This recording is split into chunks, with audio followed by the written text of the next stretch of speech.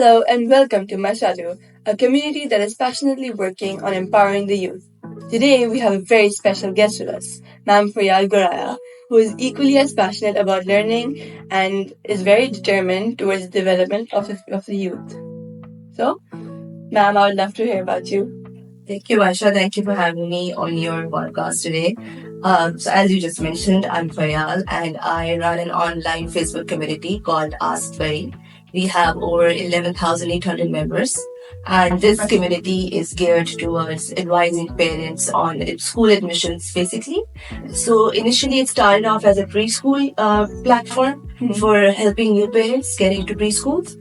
And then gradually and eventually, it started getting into the kindergarten level also for all the leading schools of Karachi. So specifically those that are on the DH effective side, I help parents decide, prepare them for the interview because there are lots of do's and don'ts that parents don't know that are very important for a school interview. So many parents, when they are going in for the interview, they don't know what is to be expected.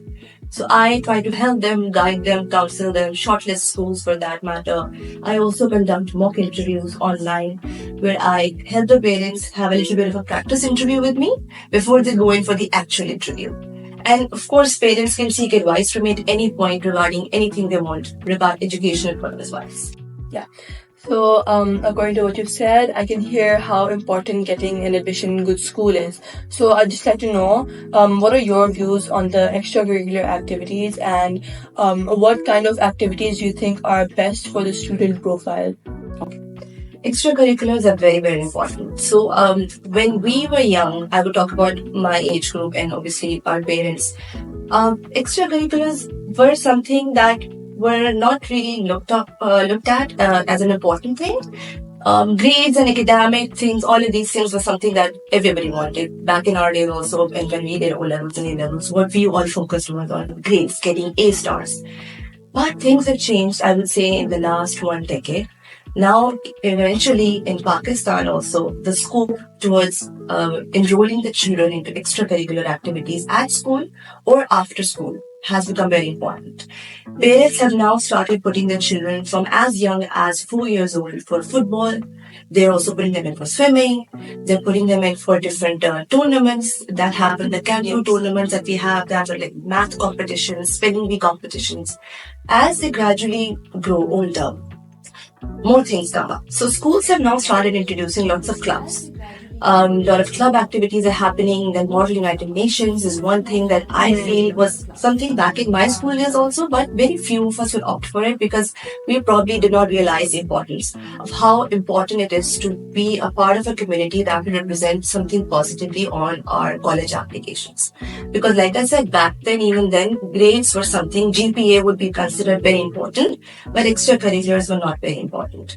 But in the recent times, now Pakistan has also started accepting the universities in Pakistan, I will specifically talk about, because I'm a big supporter of local education. They also now look at extracurricular activities that the children of O levels and A levels have done. So which activities are very important? I feel they should go into sports and athletic activities. They should be playing for their school.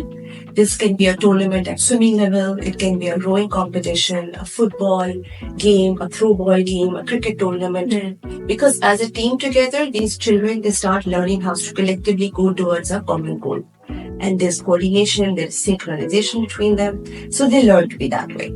Then there is community service. That's one important extracurricular activity that children must be exposed to from an early age. The O-level students, A-level students. I remember back in my A-level days, we used to go to Darul Sukoon. That was part of our community service. We had to earn those credit hours. And we had to fulfill that credit hours because that was a requirement for us to move forward to the next year at our A-levels. So we would go to Darul Sukoon. We would contribute over there. We would look after the people over there, spend 1.5, 2 hours, take some stuff for them, distribute the goodies to the people over there. And the smiles on their faces was something priceless. So this way, when child is exposed to community service, can be in any form. It can be, you can even going to animal rescue homes to feel empathy towards such animals that have been rescued from different places. And then we have old age homes also, we have orphanages. So this way, children from a very early age, they learn how to empathize. They learn how to appreciate the things that they have. They're privileged, but those people are the ones who are not privileged enough. So they tend to realize the importance of benefits they have. Then I also feel the leadership position related activities. For example, a student council member. You can be a student council member to represent your leadership qualities. Then you can also be a sports team captain. In your school, like you have 4 houses. So being a sports team captain is like something very big. And also being a council member at any school level, I would say. Then rowing team, swimming team, cricket team. So we have captains for all of these teams, right? And these people, when they take together a team of people with them, they're exhibiting their leadership skills. So even if you are just a member of that team, you're also working toward the common collective goal. But if you are the sports team captain because you earned that position through hard work, you actually are self-driven, self-motivated. So when you are exposed to different activities I just mentioned, you're actually paving way into your adulthood from teenage years. You're now becoming an adult. You're actually forming a very good base for your college applications. And these college applications are now very focused on how you represent yourself as a human being rather than a student. They want to know how are you as a human being, and that can be reflected through extracurriculars. It's no longer academics. It's more like how you were at school level, at A-level level, how were you as a student and as a community member. That's very interesting.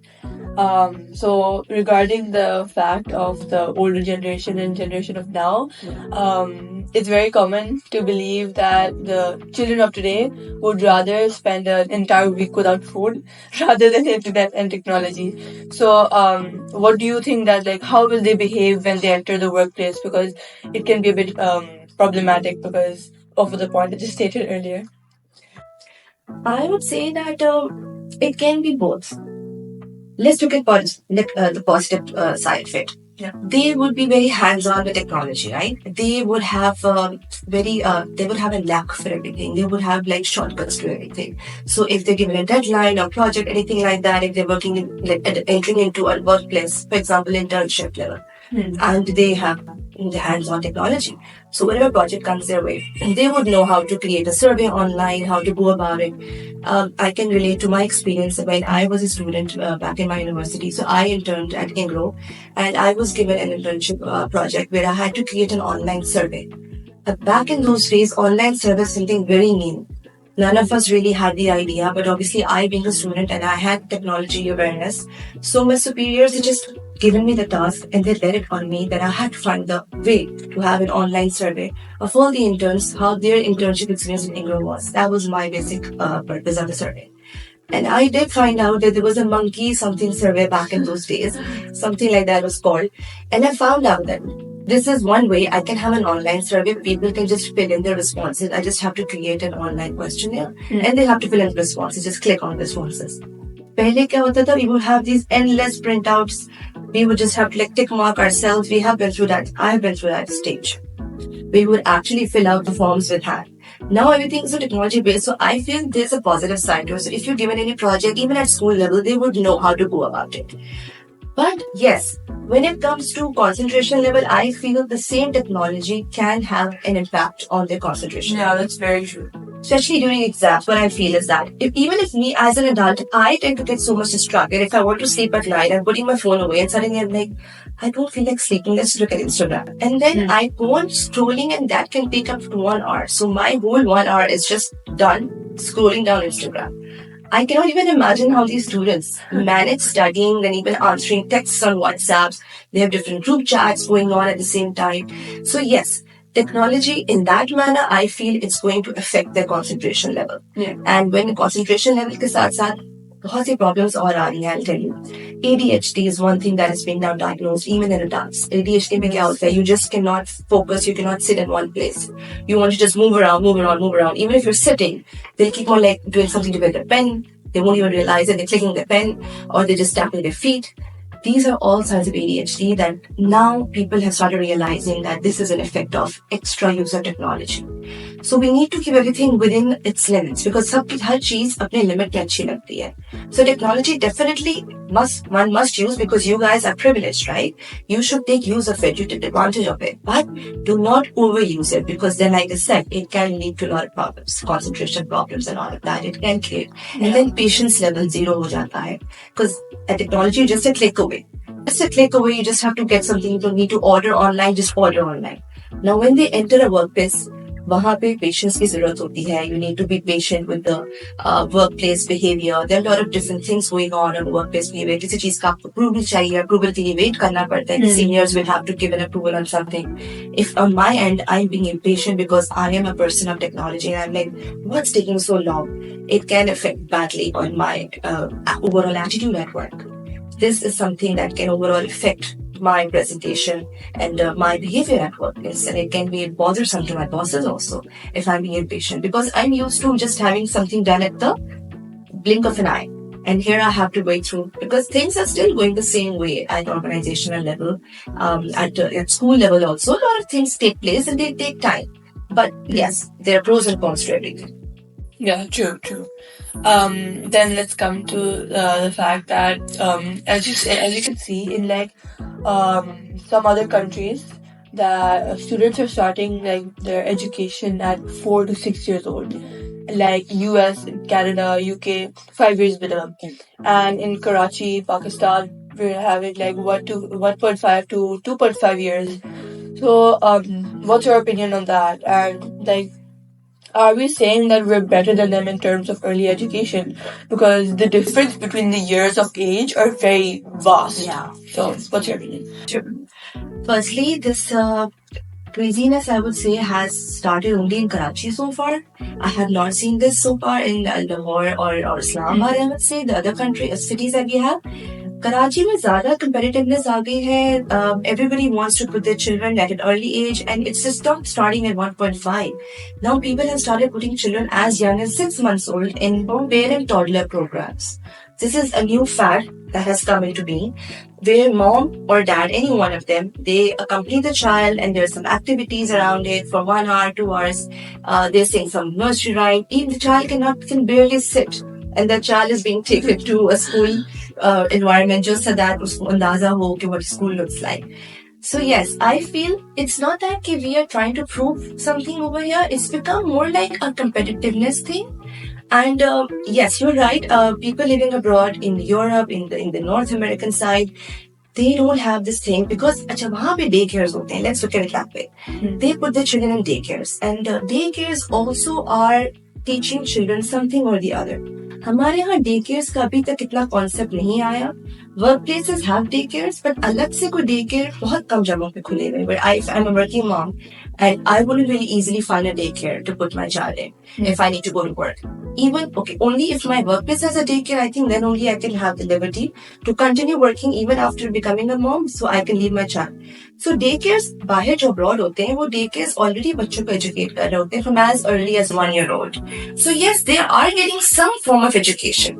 And when we talk about this thing starting in Karachi specifically, it's not really education that's happening at 1.5 level or 2.5 level. It's basically teaching them how to be social, how to be, how to sit at a table, how to hold a pencil, how to hold a fork and a spoon, how to eat by themselves. Basically, teaching them to be independent.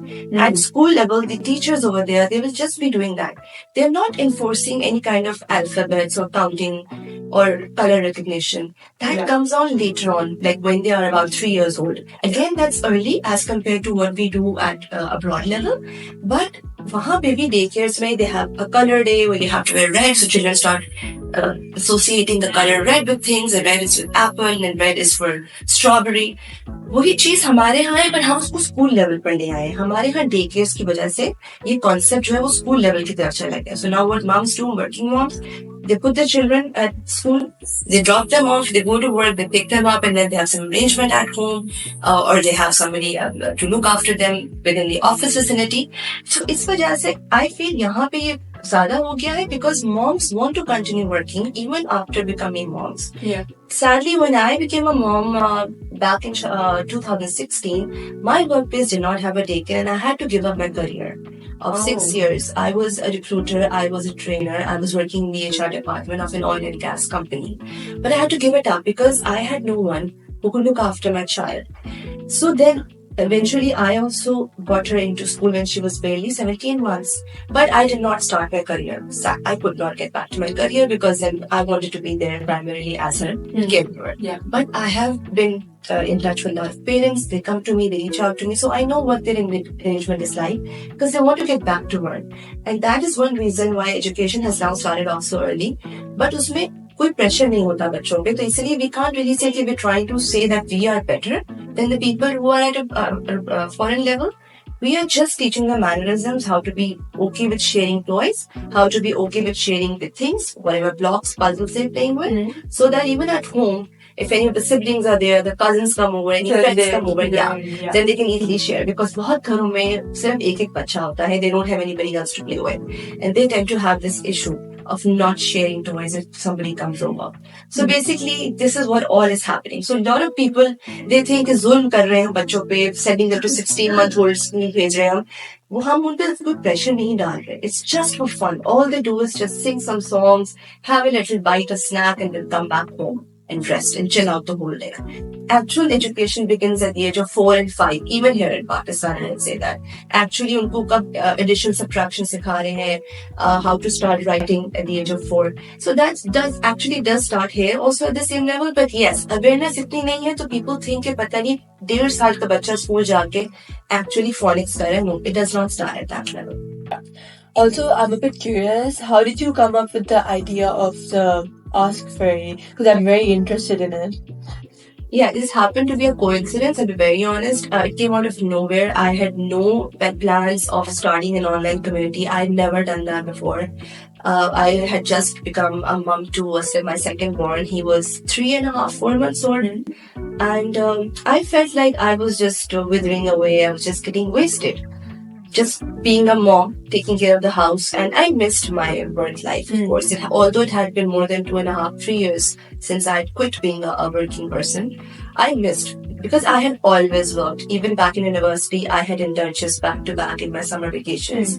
And at school level also, in summer vacations, I would be doing something or the other. So this was the first time in my life I actually had a break of 2.5, 3 years of just being a mom, a wife, and just looking after the house. And then I decided that I basically had to go through a lot of challenges when I was looking for school for my elder one. I had to ask people around me which preschool is better if I want to aim at XYZ school in future. So which one should I put in at this level so that she's prepared for the admissions test of that school later on. And people just don't want to share. They were not very open about it. And I felt it was a big challenge.